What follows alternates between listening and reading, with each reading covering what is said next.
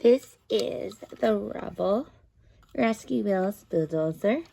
It comes from the Rescue Wheels collection and it retails for about $15. So here we have Rubble, and he comes with this, the Rescue Wheels version. Here he is.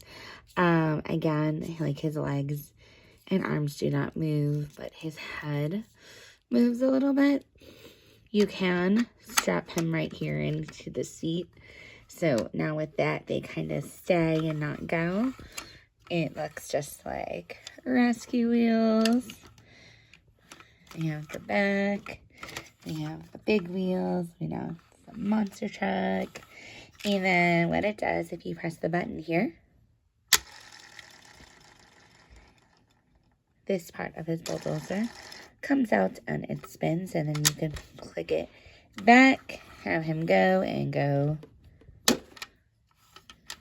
like that. You can move things or just spin things.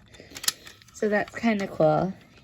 And then you could take him in and out of the vehicle. I do wish it had some sound, but it does not. So the Rescue Wheels collection comes with, they make Marshall, Sky, Rocky, Zuma, and Chase of all these big vehicles, like the monster truck wheels, the monster truck look to them.